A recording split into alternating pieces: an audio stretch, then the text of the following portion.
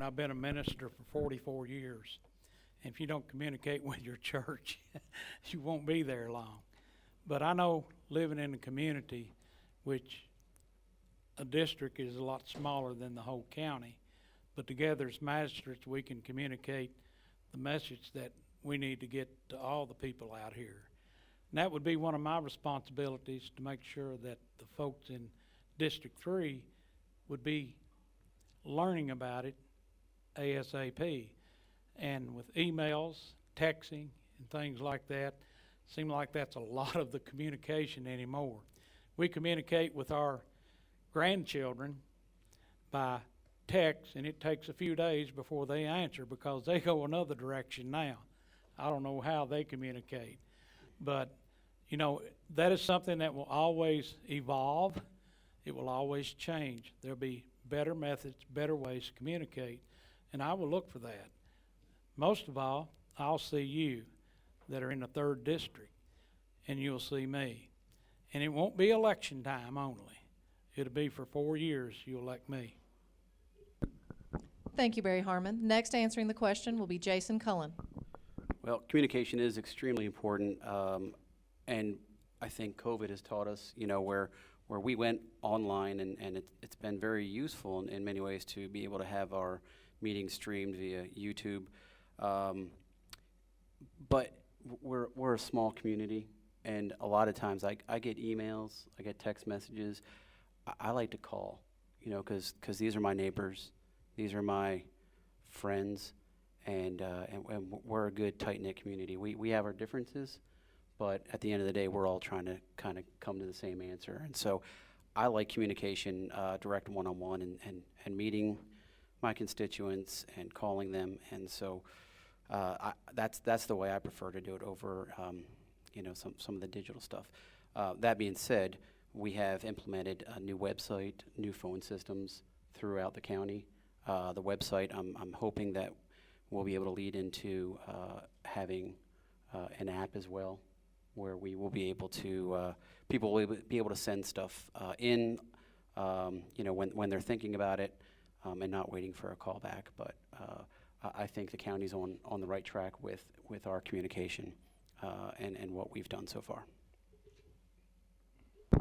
Thank you, Jason Cullen. Next answering will be John Kaywood. Communications is invaluable in lots of ways. It's how we talk to each other. It's how we talk to each other. I guess I'm a little old-fashioned because I like face-to-face communication. You call me, I can see you. That's as simple as it can be. But you really get the feel of what the question is, what the situation is, by looking at people. I like to look at people. And I'm a listener. You gotta be a listener if you're gonna be a good communicator. Communication, we don't even have in communication. We have to fix that. There's no choice about that. That's the quality of life that we want to offer people coming into this county.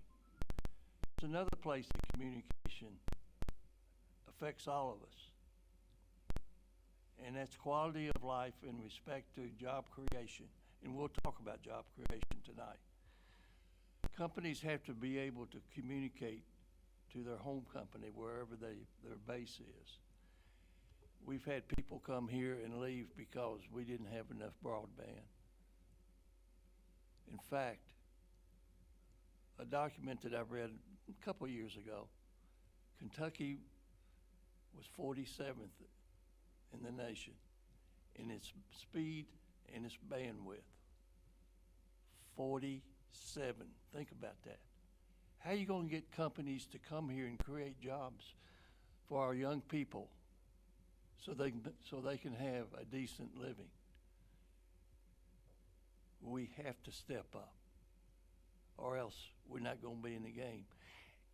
And I don't disagree with Jason, but sometimes I think we think ourselves as a small community. Folks, we're 30,000. Thank you, John Kaywood. Next will be Steve Sleeper. Well, I would concur with my other candidates up here that communication is vital, and a lack of communication is the source of many problems. We have so many avenues for communication. We have emails and Facebook messaging, phone, text, but I do agree with John Kaywood here, Magistrate Kaywood, that face-to-face is the best. And as a magistrate, I have that advantage over, say, a city commissioner. I will represent all of the Boyle Countyans, but my District 6 is who I'll interact with more directly, and I would do that by whatever means is available. I would really take the opportunity to meet one-on-one and face-to-face with my constituents, and I have that privilege as I would have that privilege as a magistrate. I teach classes for Campbellsville University in a hybrid setting, which is part in face-to-face and part online, and believe me, the face-to-face is much better experience for the students and myself than the online. So I would always seek to go face-to-face as a high priority. But I would the question also was asked about during COVID. Because of COVID, how would we implement and plan for interactive digital access to meetings? And I would explore such possibilities, but we'd have to take into consideration, as was mentioned previously, about the lack of reliable technology. In my own neighborhood, the internet goes down quite often, and I live here in the city limits. For years, I worked with telemedicine, bringing telehealth to rural Kentuckians, and we ran into problems. Thankfully, the technology is better, but we still need to be prepared and plan for that as well. Thank you, Steve Sleeper. The next question is going to address workforce development, and answering that first will be Jason Cullen. Okay. Kentucky has approximately Kentucky has one of the lowest workforce participation rates in the nation. Our country has approximately 15,000 job openings at last count that our employers are struggling to fill. What do you feel are the biggest barriers to potential employees entering or re-entering the workforce in Boyle County? Just to clarify, it's 1,500. We don't. We'd have a little bit of a problem there. So I struggle with that number because I talk to a lot of people, and as a former employer in this county, I don't really find that number to be true. There may be openings, but I'm not really sure that our employers are actually looking to fill those positions. I've had a lot of conversations lately with people that said, you know what, my job's asking me to take on extra duties, extra responsibilities, but they're still getting paid the same amount. And so I think that some employers we have, and this was actually reported today. I heard it, in other states where, the less employees you have, the higher profit margins you tend to have at times. So I don't think that they're actively really looking to fill those jobs. That being said, we need to make sure that everybody that wants to work should be able to work, and we've partnered up with Bluegrass Community Technical College by giving them the last amount of money, along with the city of Danville, to go through their advanced manufacturing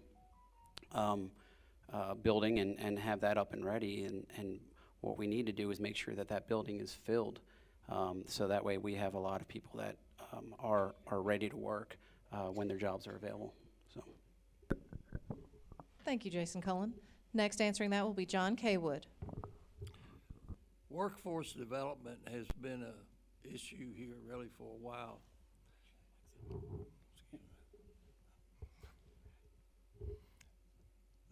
One of the main issues I think we rank in central Kentucky, out of 17 counties, we rank 13th in median home income. That's the average median home income. That's the income that you sit around the table and talk about what you're going to buy next. If we don't raise that up from where we are now, why would people want to come here and work? when they can go somewhere else and make more money.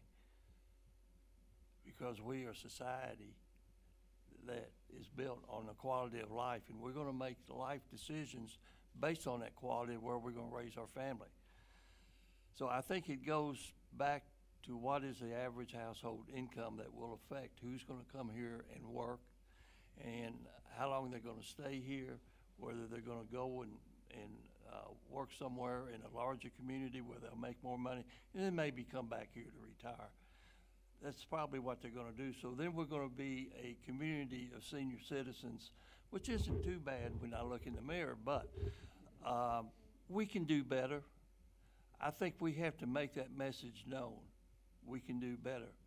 And there's one reason that I will share with you that years ago, I found out by being on the Industrial Foundation Board. Some companies here would like to hold the wages down. Now, does that make sense to you? When you think about it, you can see why. It's money that's not coming out of their pocketbook.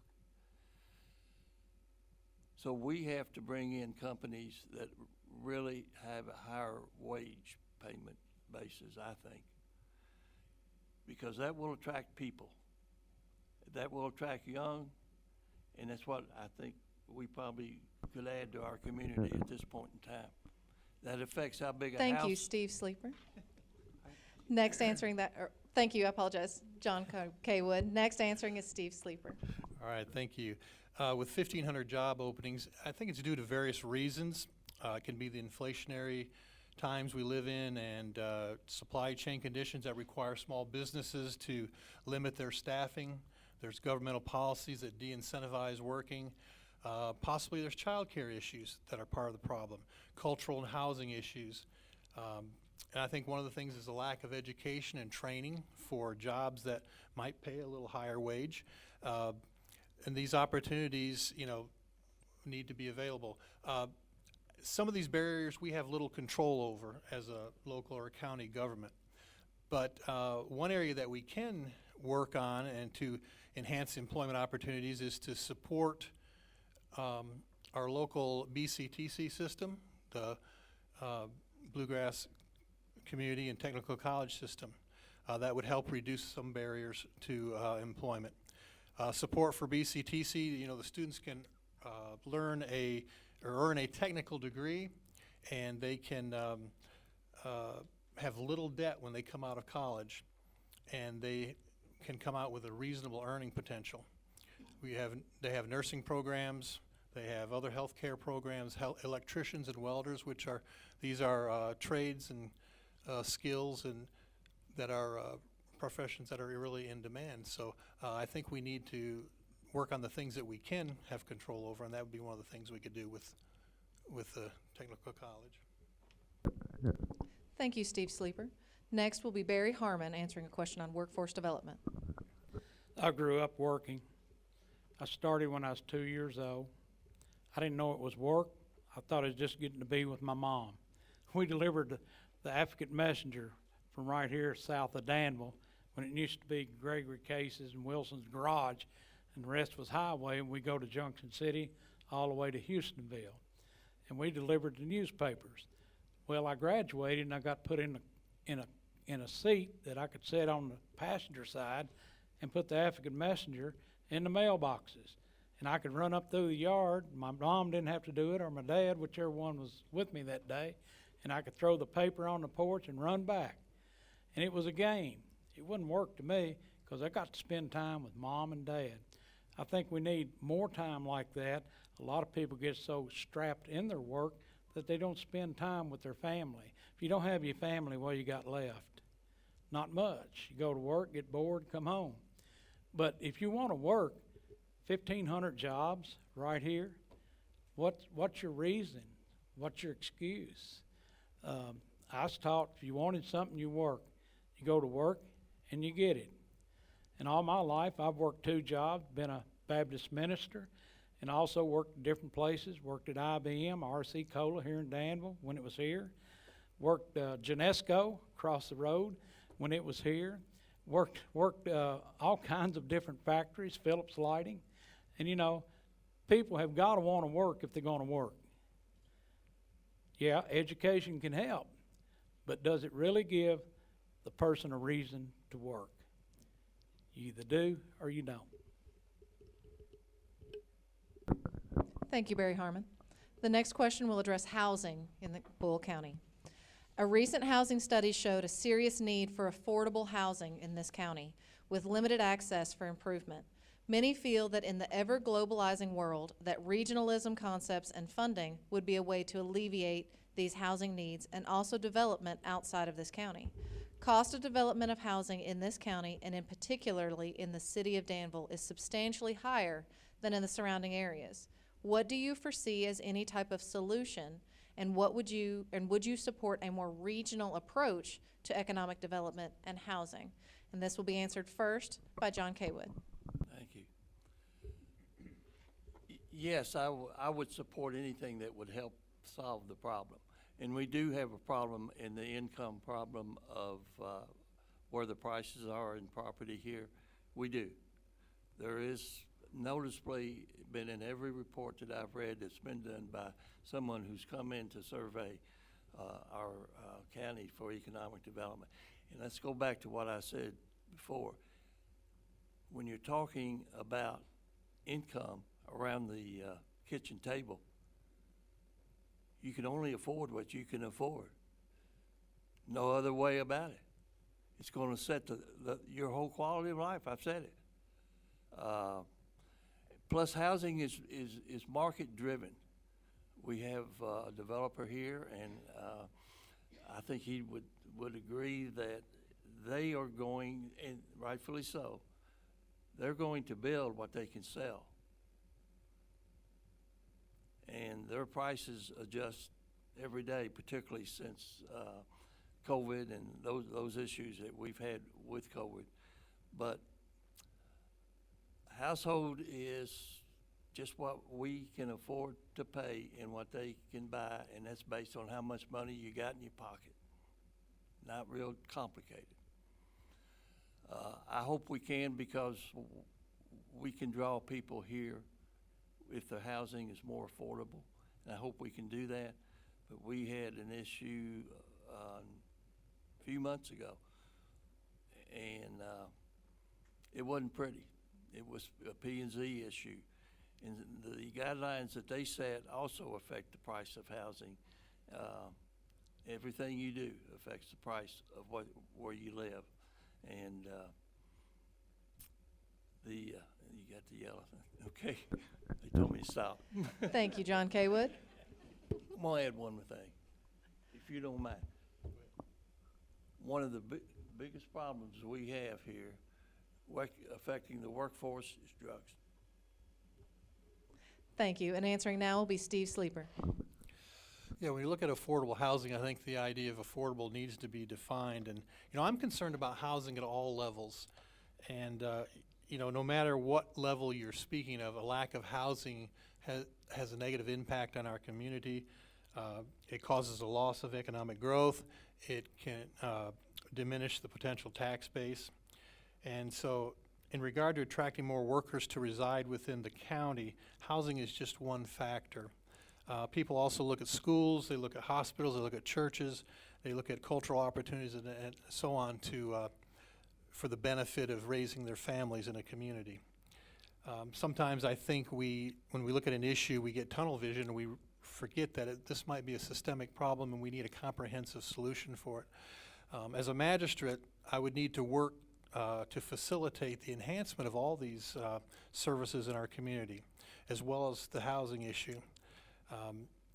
And I thank the people who produced the task force on housing task force who produced the report. In it, it tells us that single-family dwellings are not going to solve the problem. And it takes a multi-pronged approach. So we need to look also at nice multifamily housing, possibly townhouses or something of that nature. We also need to look at revitalizing some of the structures we already have. I'm an HGTV junkie, and there are things we could do and look into as far as revitalizing some of the housing that we already have that may not be up to code and such. So I think as far as the regional aspect of regional collaboration, I'm for that to the extent of sharing data and ideas, but I'm a little hesitant to give up local authorities, for example, policies and resources and zoning to a regional entity. Thank you, Steve Sleeper. Okay. Better Next increase answering awareness this of it. question will be Barry Harmon. Got a pretty good price on rooms at the jail. It's daily fee. When I was jailer, it was about $21. Remember those days, John? And that wasn't bad, 3 hots and a cot, you know. But housing is always an issue when you're growing. When your population grows and when economy drops, it makes it even more difficult. It makes it difficult for those that own property. That's called rental property, and people can't come up with the money. What do? It brings up an issue with people that finance it. Do you foreclose, or is there a way out?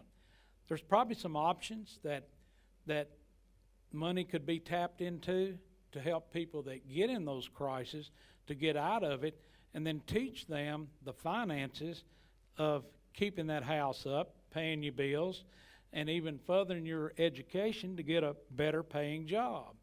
And that way it really establishes across the water a lot of ripples, but nothing that's a tidal wave. And affordable housing is important. Landlords are important. Real estate people are important. Home builders are important. But they too all have to make a living. They all have to make that income to support their families and keep their businesses going. A lot of folks that are in the housing have employees. So then that stretches on out to other families and multiple families, and they too have to live. And it's something that we will always have to work at. We will always have to work at it. We won't end up with a pot of gold that will always stay half full or full, but it'll cost. It'll cost. Thank you, Barry Harmon. Next answering the question regarding housing is Jason Cullen.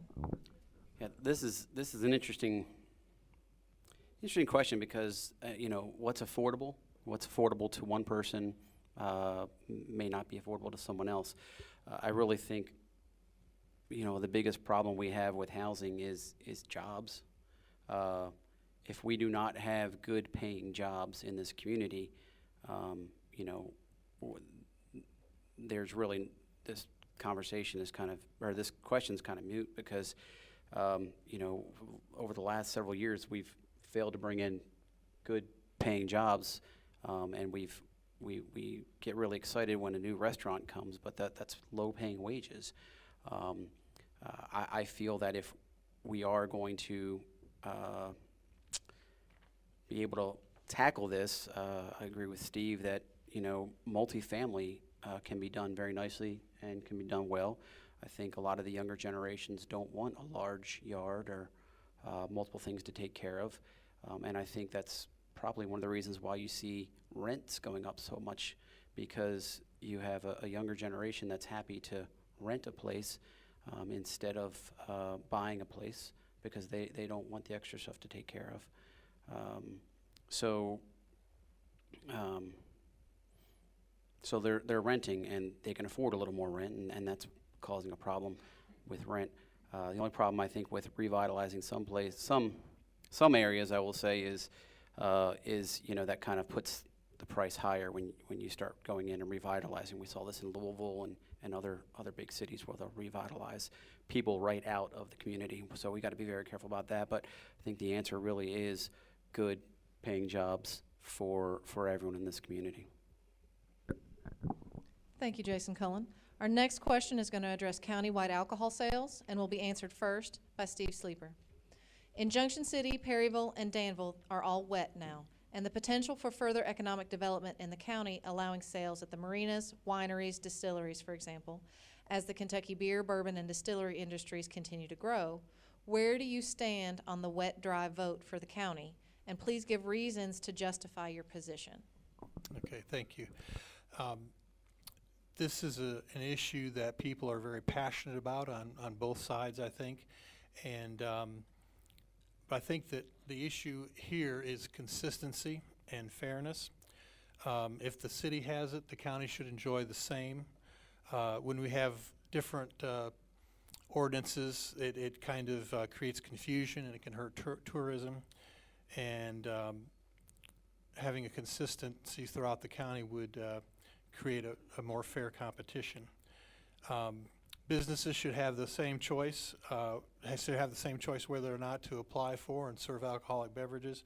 And while economic enhancement should not be the basis for every decision that we make, the wine and bourbon industry are vital economically to our area, whether we like that or not. And the responsible consumers and merchants of the county should not be discriminated against in this. So I know the emotions run high, and but I think whether or not, whatever your conviction is on this issue, I think that fairness to all is the key here. Thank you, Steve Sleeper. Next answering this question will be Barry Harmon. Growing up, alcohol was always around the house, usually kept up in the kitchen cabinet. My oldest brother, he was a drag racer. A lot of times he pulled out of Paula Heights over here with the headers uncapped, heading to Somerset or some other part, Louisville, and he drag raced. He was also a person that used a lot of alcohol. He drank a lot every weekend. He'd get off work, and that's what he'd do, go drag race and drink. He's single. And it never was really a drink of choice for my parents, but it was in my house that I grew up in, my wife Patsy and our daughter Michelle, and I was the one that made the choice to drink. And 3 years I drank every day. And sometimes I'd get up in the night and go to the bathroom and spit up blood and all this stuff and going through all that. And one day it came to a halt. And it wasn't me that did it. It was the Lord Jesus that did it. I gave my life to him, and he took a mess, he took a wreck, and he's been working on it ever since, and he's still got more to do, more to work on. But alcohol is a choice, just like drugs, legal and illegal drugs are a choice. Now the difference of alcohol and illegal drugs is you can go to prison. You can go quite a few years. I work with guys at the jail every day that are in jail because of their drug life. It wasn't alcohol. And I know that there's people like to sit down and have their wine, they want a beer with their supper, and I don't judge them, I don't condemn them, and I don't encourage them. But it's their business, it's their choice. And, you know, the thing is, when is too much, too much? When is enough, enough? And we all have to answer that individually. So, you know, countywide alcohol sales, it could go, but it can stay away. Thank you, Barry Harmon. Next answering this question is Jason Cullen. So I'm very familiar with this question because in 2020, I tried working with the Economic Development Partnership to go ahead and get the signatures needed to put it on the ballot, because really that's what it comes down to is this should be something that goes on the ballot for everybody in Boyle County to vote on. We started out pretty strong, but then COVID hit, and so we didn't quite get the votes we needed to, and so I had discussions at the beginning of this year with our Economic Development Partnership, our Convention Visitors Bureau, and also our Chamber of Commerce, and I felt that those were the groups that really should be spearheading this. And unfortunately, you know, it didn't really get the traction that it should have to be on the ballot this year. But you know, things happen. I personally think that it's confusing when you come to this town that we are on the Bourbon Trail, but then you know people are really confused on where they can buy alcohol or consume it or whatever. And I'm not a drinker. You know, I don't drink at all. But I think people should be able to have the choice in the county. I think there's a safety aspect of it as well. You know, I use the example that in my district, people have to go from Old Bridge all the way into town to go purchase their alcohol and then drive all the way back. And, you know, that concerns me. You know, what happens if people open one or two on the way back? They could just as easily, if Old Bridge Country Store wants to sell alcohol, go purchase it there. So we had issues out in the county with restaurants staying viable because they couldn't get a liquor license. Parkland is a perfect example. We had a great restaurant out there that people wanted wine with their Italian night and they couldn't get it. So I'm very much for it, and I'm hoping that we can get it on the ballot next go. Thank you, Jason Cullen. Next answering will be John K. Wood. When I saw this on here, I will have to admit, I didn't spend a lot of time on how you do it, because the process is already set. You do the petition. If the petition passes review, it's put on the ballot, and the people in the county vote on it. So they make that own decision. We as a court don't make that decision. My district is almost all in the city, so we're already wet, you might say, in the district. So I guess that's why I didn't spend a lot of time, but I wanted to point out something to you. Years ago, before Danville went wet, people left Danville to go to Lexington for dinner. It took the business right out of town. When companies brought their upper management in, they took them to Lexington so they could have wine with their dinner. That's just a reality. That's what happened. And I'm going to give you another figure. Out of the 17 central Kentucky counties, tourism in Danville is number 6 out of those 17 counties. That's the highest ranking we had on anything that I've looked at through the years. Tourism. We don't spend a lot of time talking about it, but in my mind, that may be a little something that's hidden that we need to talk about.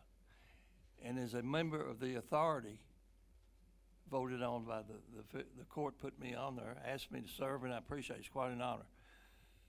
That's one of the things I'm sure as soon as we get really up and going, we'll be able to talk about. I think tourism may be a hidden gem, just like some other hidden gems. A lot of hidden gems here. We just don't tell our story all the time. We don't present it all the time, and we miss opportunities. Thank you, John K. Wood. Our next question is going to address law enforcement and will be answered first by Barry Harmon. Faced with rising crime rates in the Commonwealth and across the nation, do you feel that we need more law enforcement officers in Boyle County? And if so, do you plan to add law enforcement workforce in the county? That would be a study that would really need to go even more in depth and really get some good, solid statistics before any decision made. We always did that at the jail. We're law enforcement. As a jailer, as a deputy jailer, I'm a sworn officer of the law. And of course, we have all the regulations and things to go by inside the jail. And by the way, just a quick update, Jailer Brian Wolford doing a good job, folks. Hope he gets that raise for it. No. But I've been back at the jail now for 2 years, 3 months, and it hasn't really changed a lot on those that come in and go out. And as we think about law enforcement is one of the toughest jobs to have, even in Danville. And many departments are struggling, just like our jails, our prisons. You can't get enough employees. People quit, they go try to do something else or some other means, and it's really tough for our law enforcement people out there. Sometimes more is the answer, sometimes it isn't, but there has to be a study done to justify the need. You want to have a justification of the need, not just what I feel or what I think, but what statistics say, because they don't lie. They do not lie. Thank you, Barry Harmon. Next answering will be Jason Cullen. So John and I both sit on the Sheriff's Committee, and we meet quarterly with the Sheriff, and so we have a good, keen insight on on staffing. Morale is a big one that we always talk about, making sure that the officers that we have are happy, and I think I think we are staffed well. This fiscal court recently, well, not too recently, I guess 2 years ago, we purchased body cams for our officers and for the cruisers, and so that's very helpful, because it creates a little unneeded or less of a burden on the officers when there's complaints or whatever happening. But staffing, I think, is good, but we had one piece of the puzzle that was missing, which I'm happy to say that this court, just took care of, and we have added 2 new police resource officers to Boyle County Schools. We had 3 before, and now we're at 5. So we have 5 schools, 5 resource officers. The Boyle County Schools has always done a really good job at security in their buildings, but having that police presence there is important. John led on about drugs, and having an officer there to help with the drug issue in our schools is big. But also just, instead of making these schools a soft target, we need to make it a hard target. And by fully staffing those resource officers we have, two of the schools that really worried me was Junction and Perryville. Now we have officers there, and so this was an effort led by myself and Sheriff Robbins and Judge Hunt, and then the fiscal court jumped right on it. And it was also a great partnership with Boyle County Schools, and they stepped up and contributed to make sure that we had those additional officers. So I think that was one of the pieces that we really needed for our law enforcement. Thank you, Jason Cullen. Next will be John Kaywood. I think we all need to keep in mind that the sheriff is an elected office. He's elected by all of us.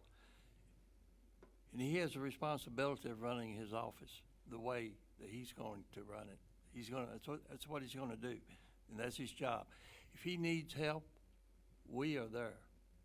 We will work with him any way that we can. If he needs cars, we help him with that. Even though drug money has purchased a lot of cars in the sheriff's department through the years. Jason and I meet with him every quarter, and we listen to what he needs. And then I can't think of a time that we've not helped him with what he needs. If he needs more people, we'll help him get more people. But he pretty much picks his own. That's kind of a little fraternity, the law enforcement folks. They know who to get and who can stand up to the job, and it's a tough job. Anytime you go out and put your life at risk, it's not easy. And particularly those who go out into the dark of night and they're packing, and somebody around the corner might be packing too. So we really need to stay out of the sheriff's way and let him do what he was elected by the people to do. And we will stand there with him and help him in every way. Thank you, John Kaywood. Next will be Steve Sleeper. Public safety is of utmost importance.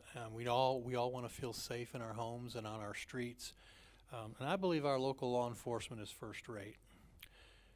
It's tragic how many communities across this land has had movements and policies to defund police.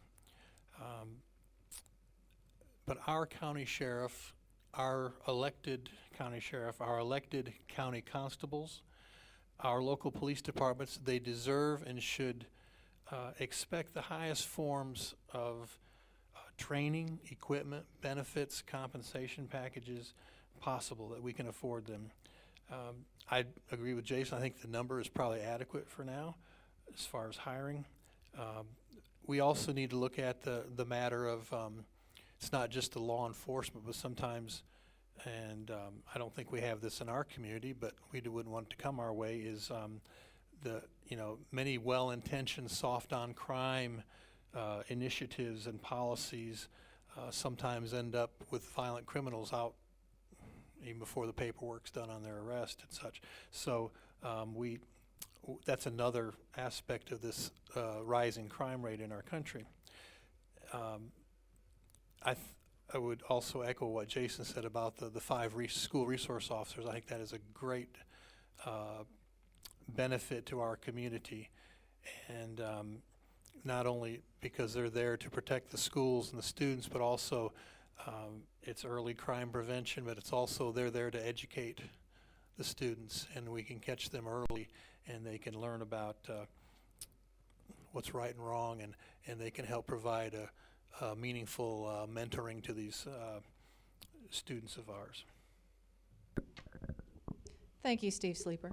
Our next question is going to address noise pollution and will be answered first by Jason Cullen. There has been a discussion of building an EMS facility near the animal shelter and Boyle County Middle School.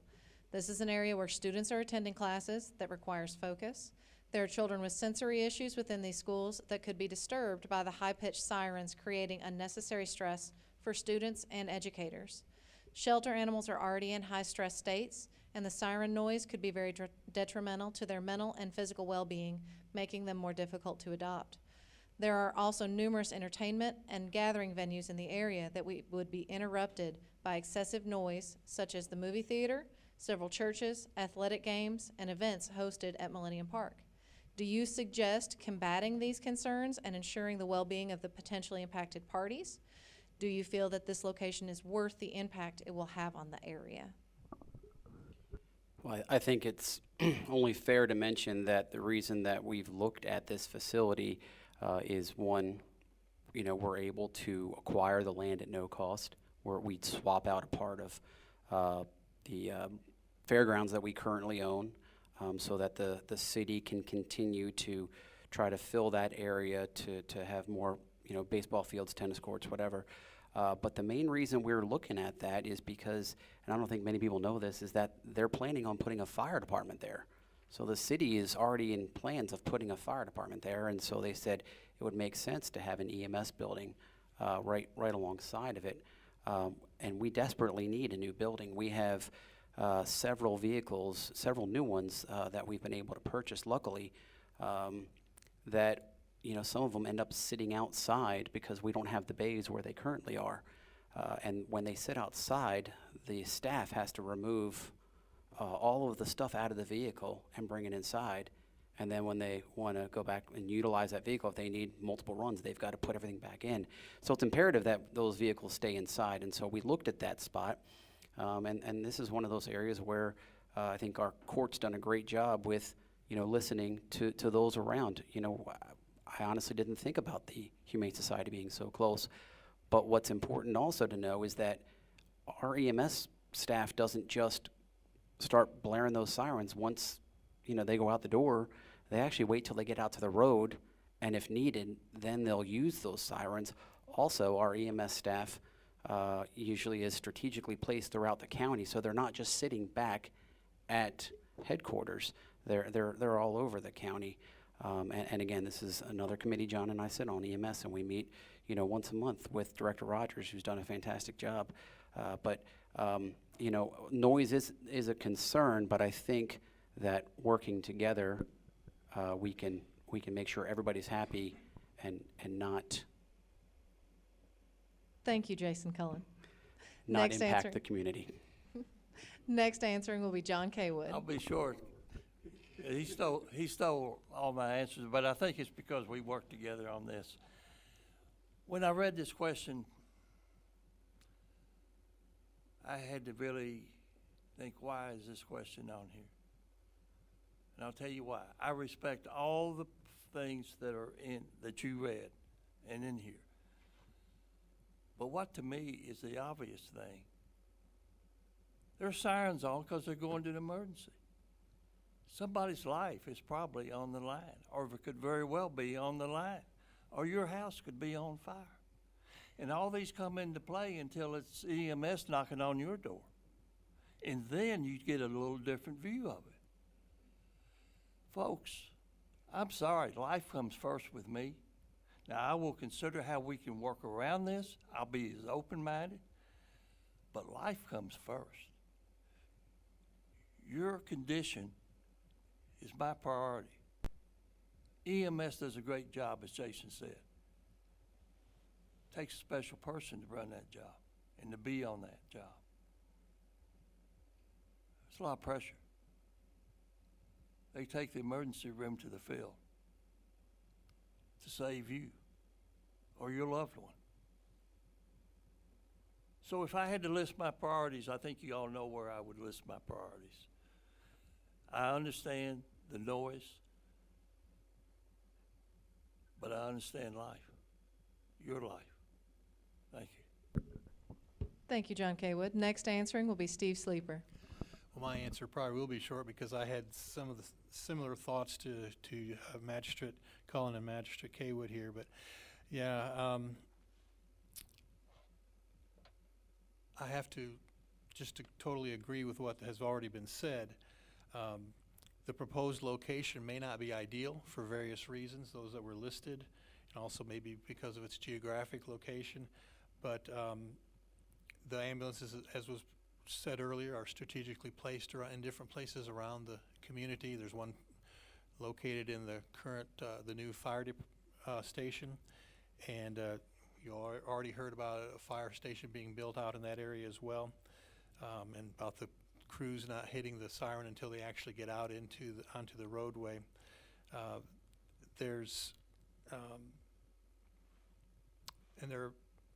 I lived in Danville in the city. I live in the city, and I've lived in the city for 20 years just about, and sirens are a part of the life. As Magistrate Kaywood said, you know, it's all about life, and sometimes we're inconvenienced by those things. And I too, I sympathize with all the issues that were raised, but life does take a priority. And you know, I would explore every means possible with the fiscal court in providing the highest level of soundproofing or whatever we could do to mitigate those negative effects of having the fire station there. Thank you, Steve Sleeper. Next answering that question will be Barry Harmon. I was doing good up until now. Let me tell you something. I call 911, they better come sirens, light, and everything. And I think you feel the same way, and everybody's that way, especially if my wife or somebody I know, my friend, my neighbor, and they've come to my neighbor's house. They came with sirens. It was a rescue squad. It was Danville City Fire because we're in the city, and they took care of him. He's back home, 94 years old, and still going. I worked 7 years as a volunteer with full service ambulance. We were known as the rescue squads. I was on the Junction City Rescue Squad. There's people's lives that we had a hand in saving their lives. Doing CPR from wherever it might be in our area all the way to the ER in Danville, and sometimes loading up and going on to Lexington with that same patient. EMS, we all know, is very, very important. And it's important that they can get there quickly because it can save a life, literally save a life. Oxygen, I don't know about you, but I gotta have it. Sometimes I eat with David out here, and I can't breathe when I get on. So, you know, but seriously, EMS, it's one of the best right here in Danville, Boyle County, Junction City, all of our cities and county. Thank you, Barry Harmon. Our next question is going to address solar farms and land use in Boyle County and be answered first by John Kaywood. What is your approach to evaluating land use applications, and what, in your view, are the factors that are most important when doing so? Please apply this approach to large-scale solar farms as an example. I would say right off, we are a work in progress. There's been a lot of communications put out by P&Z, and I've attended all 3 of those meetings that they've had to discuss solar power. We are going to have a lot more information passed on to us in our court meetings. So as an attorney, you would understand, let all the evidence be heard before the jury makes a decision. And that's where I am. I'm very open-minded. I have the ordinance here if anybody wants to read it. I do think it will be tweaked a little bit. That's just my opinion only. I only speak for myself. But in the conversations we had, I think there's going to be a little tweaking. I understand both sides. My grandparents were farmers, and my wife grew up on a farm. I understand that side.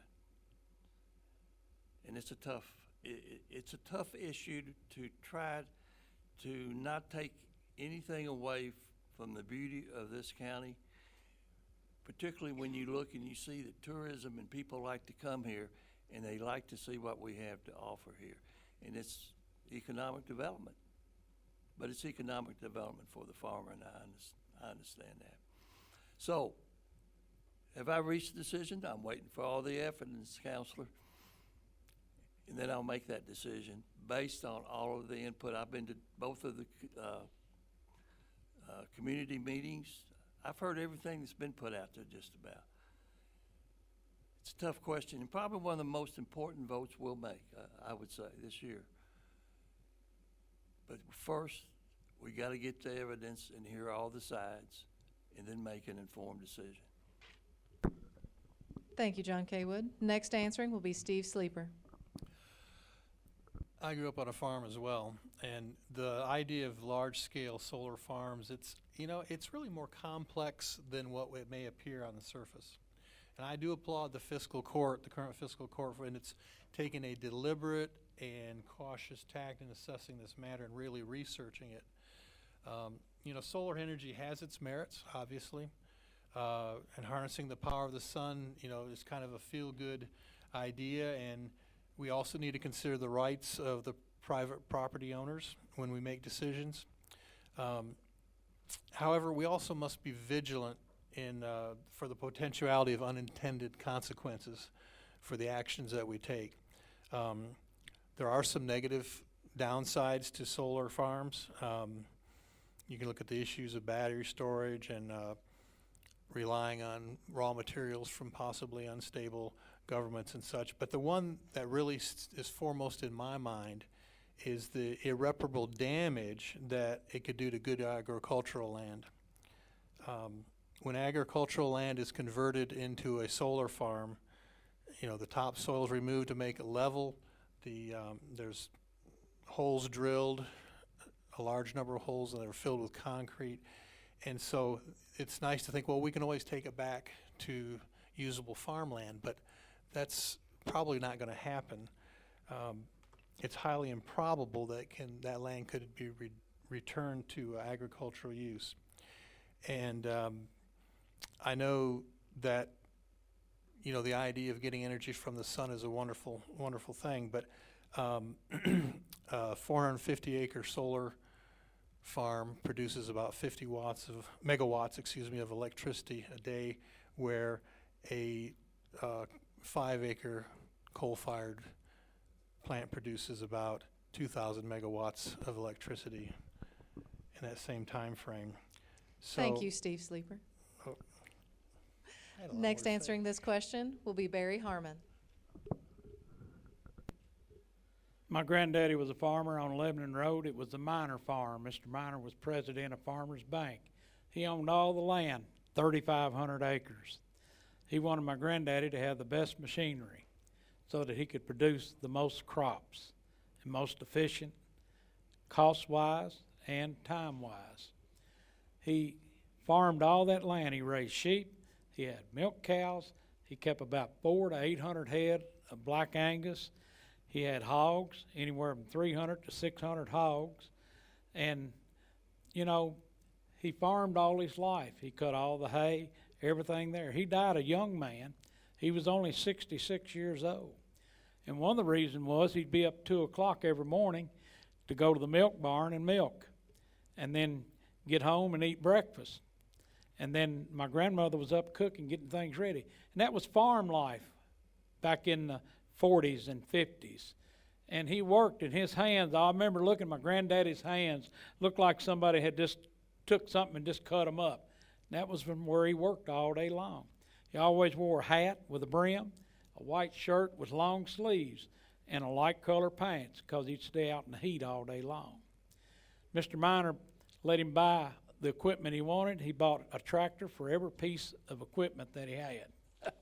You know why? Because he felt like he'd waste time and he couldn't get out and farm. The solar farms, I haven't really looked at that a lot.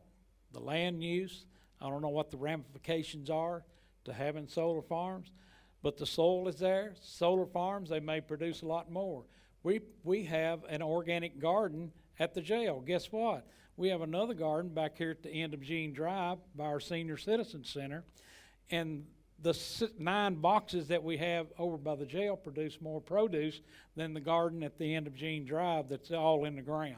So got to look to other ideas and things. Thank you, Barry Harmon. Next, answering that question will be Jason Cullen. So I feel like I'm being targeted by these questions because this started in the fiscal court because of me. We put a moratorium out there on solar farms, merchant electric, whatever you want to call it, because it's definitely not farming. Because we had gotten word that a large company out of, I think, Texas or Oklahoma wanted to come in and put solar panels starting on Pope Road all the way into Lancaster. And it was basically between Lancaster, Boyle County, or Garrett, Boyle County, and Lincoln. We were looking at 3,000 acres of solar panels going up and down 52 and spreading out over into Lincoln. And so that I had several citizens that were concerned about this. And so we started diving into the information and trying to figure out what we could do, what we should do. I have concerns that if we allow too many things to happen on agricultural property that's not agricultural, it could put our planning and zoning in jeopardy, meaning that, you know, if we're ever challenged in court, we very well could lose, and that could jeopardize other things that want to be put in agricultural places, things that we definitely don't want. So, you know, but it's confusing, as John said, because, you know, there's two sides, and I'm also very much for landowner rights. You know, so I don't want to tell somebody what to do with their property, but we do have a planning and zoning, and I think that's why it is where it is. It needs to go through planning and zoning, and we need to possibly make some tweaks. I don't know, but one thought: I'd hate to drive down 52 and see not only just the panels, but people don't realize you have to have barbed wire and chain linked fences going all the way down, and it's just a beautiful area. I'd hate to see all that out there for very little. Energy consumption that you'll get. Thank you, Jason Cullen. Our next question is going to address waste management and be answered first by Steve Sleeper. What is your plan for managing waste in the county, specifically plastics and other materials that cannot be recycled? Do you support robust recycling efforts countywide? I recently took a group of homeschool students to our local Boyle County Recycling Center. We were given a tour of the facility. We were able to experience the sorting process, and we received an excellent education in recycling. It was an eye-opening experience for me because there was so much more to it than I realized. You know, how the materials are processed and what can and cannot be recycled. Many plastics can be recycled, and with the current technologies available to us. Now, Angie Muncie and Geneva Hogue they just provide some outstanding leadership to that facility, and they have an amazing team that they work with. And also the center has state-of-the-art equipment for performing the functions that are within their capabilities. As magistrate, I would provide strong support for our recycling center, to its personnel, and to helping to provide continued state-of-the-art equipment. And I would also encourage everyone to avail yourself of the opportunity to go out there and take the tour and learn about recycling. And we also need to keep, as a fiscal court, we need to keep informed as technology advances in recycling, that we make that available to our local recycling center, so that we can continue to recycle more and more types of materials. You know, it's in our best interest to be good stewards of stewards of this creation that God has made for us. So, Thank you, Steve Sleeper. Next, we'll be answering this question was Barry Harmon. I was raised in recycling by none other than Donna Fechner. Y'all remember Donna? But she was a lady that get down on it. And most of the employees were jail inmates. At that time, we could send Class Ds out. But since COVID hit, it changed all of that work. And there's only like 2 inmates that go out and work during the day at the jail, and they're supervised by another lady and myself. And when we both go out, we can take before out and go do the work. But recycling has always been part of my job at the jail because of relationship with Donna. You got to hear about it whether you wanted to hear it or not. And she was always right. That's what always bothered me. I said, I can't get her on one thing. But recycling really is important. And by these cuts and things that you cannot recycle anymore, certain grades of plastic and things like that, what are we going to do with all this solid waste? And those are questions that are going to cost money when they're answered. And so solid waste is really an issue that's going to have to be managed even more than what it is today.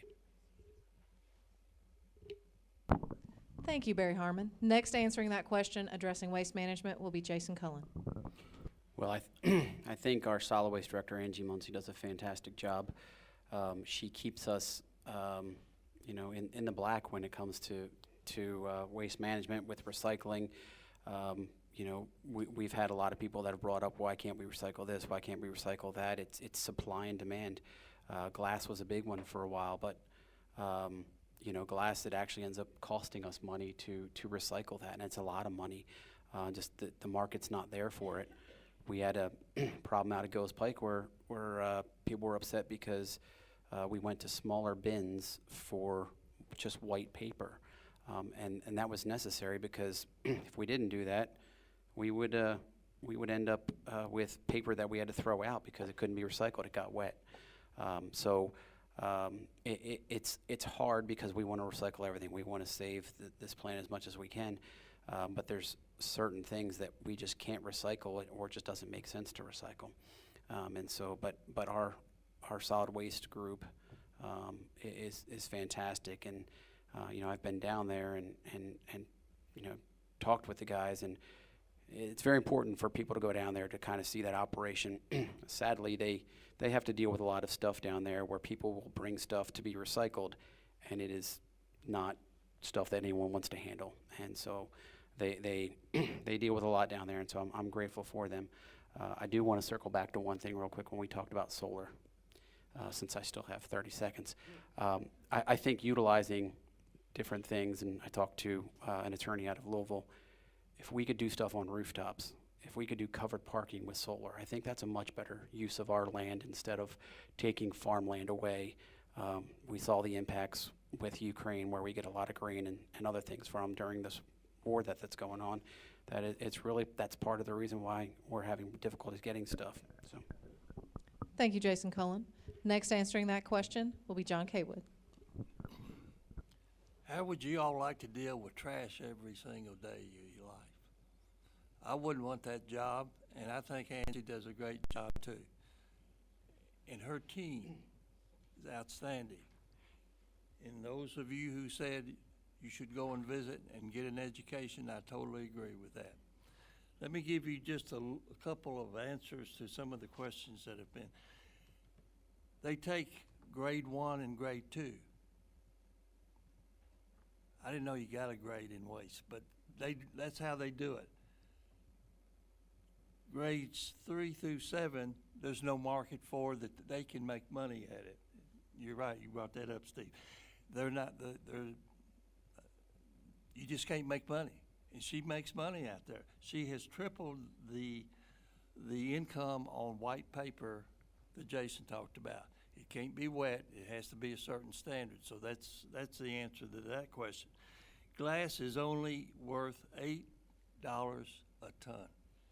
So you can see why that's not economically feasible. It's a business decision. She wants to work with maybe work with the city in 25 when the contract is up. So her contract that she's under now comes up in 25, and there may be a possibility that the city and county may very well join on this venture of togetherness. She's also working on an application. I say working on it. She hasn't got it together yet, but she wants to be where you can pull up describe what you have, and the app will tell you where to take it and how it will be handled. So that's something she's working on that will add to her job of solid waste, but she does a great job. Thank you, John K. Wood. Our next and last formally set up question is going to be answered first by Barry Harmon and address city and county relations. This is often a noticeably strained relationship between the city of Danville and the Boyle County government leadership. This has been well documented in the press and discussed in numerous public meetings. How would you go about creating a more cooperative and mutually beneficial relationship between Boyle County and Danville leadership? Follow my wife and I. She was a rebel and I was an admiral, and we married, and we have offspring. But seriously, it's always better to work together, and you have to get away from the concept that if we don't benefit from this, then why should we be involved? So it takes both sides, giving and taking. And most times it does not come out 50-50. Most of the time it takes compromise in order to gain for what? For you, the citizens. Sometimes we forget that we are here for you, the people. And that's what matters. So if we can combine together and do things more efficiently, more economically feasible, then why shouldn't we not do it, but rather do it? I mean, it's simplicity, common sense, work together. If a basketball player from Danville can marry a cheerleader from Boyle County, anything can happen if you'll just come to the table and say, we're going to make this work. We don't know how, but we're going to work at it, and we're going to make it work. And we'll come out both winners, no matter who thinks they won. Thank you, Barry Harmon. Next answering that will be Jason Cullen. We do have a relationship issue. And when I came into office 4 years ago, I thought I had all the answers. But the main answer is that we are two very different organizations. The county is required per the Kentucky Constitution to take care of the fiscal responsibilities within its borders, but cities are generally provide services, parks and other things. But we have things, the jails, roads. We also have an EMS service, various other services that we have to maintain. The courthouse, the things within the courthouse.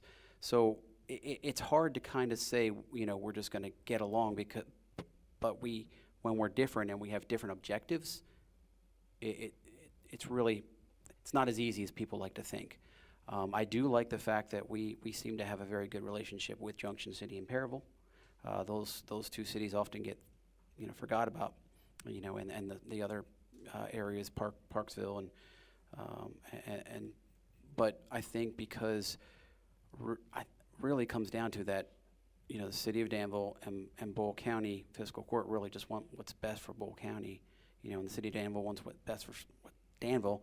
So it's hard, you've got two organizations that are really trying to do the best, and, we try to work well with each other. Unfortunately, it gets put in the paper, but I remember Rick Guthrie giving a talk where, he talked about it looks really bad in Washington, but, I think he said him and AOC were walking or in an elevator in Washington, and they had a great conversation. So it's not as bad as people make it out to be on the local level, and I think on the federal level as well. Thank you, Jason Cullen. Next will be John K. Wood. When I saw this, I thought, all of our meetings are in the public, which is where I want it to be. So everybody knows everything about us. I am glad that some of the time that Martha's and my get-togethers are not in the public; they're private. So I agree with Jason. I don't think it's quite as bad. The fact is, it gets in all of the press. You're dealing with two different structures. You're dealing different government structures of how they're set up and what their responsibilities are.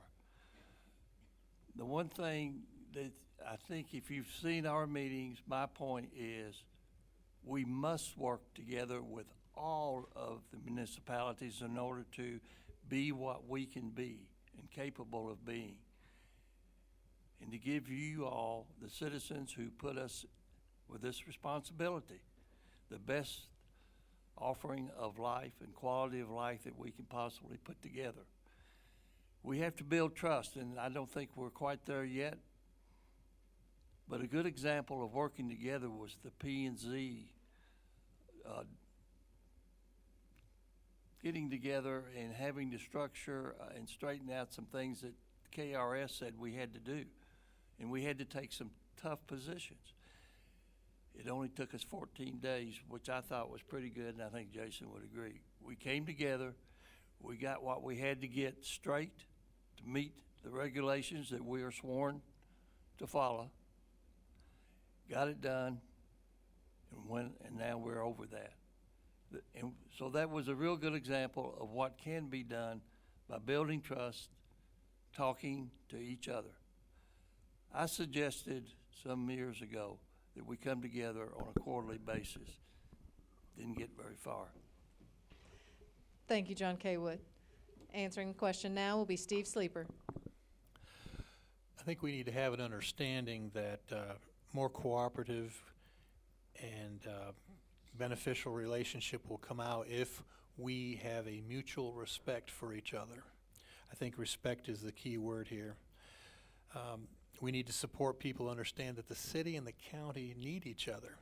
Yes, they have different responsibilities, some things overlap, but we need to realize that while there is some overlap, that they do have, as Jason mentioned, unique issues. But I think some of the things we need to look at are, we need to remain accountable, have accountability, transparency, and a collaboration. I think those are the hallmarks of a government that works to benefit, protect, and uplift its people. Both Boyle County and I think the city of Danville do have the same goals, and that is what is best for the people of Danville and Boyle County. It's not to exert or maintain power.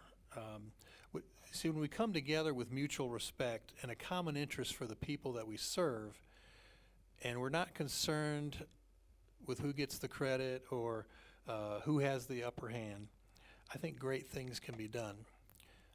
The inscription, United We Stand, down at Constitution Square is not just a nice thing to say. I really think it's an imperative for us. Thank you, Steve Sleeper. Now we're going to take 1 to 2 questions from the audience. Does anyone have a question? We answered them all.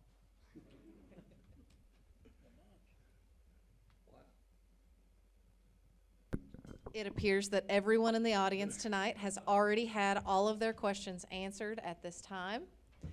If each of the candidates would like to say a last word, since we have extra time at this moment, if we can start with Barry Harmon. Thank you all for coming out tonight. Do appreciate your presence. Your word is good, but your presence is stronger. And I appreciate all these candidates that are up here too. I know what it is to be one, and look forward to serving you if you live in Precinct 3. Thank you, Barry Harmon. Next, Jason Cullen. Again, agree with Barry. Thank you very much for coming out tonight to listen to us. And thank you for those that put this together. I know it was not easy, and I appreciate everybody's hard work to make sure that everyone here understands why we're here and why we serve. And I'm looking forward to serving another 4 years for Eastern Boyle County.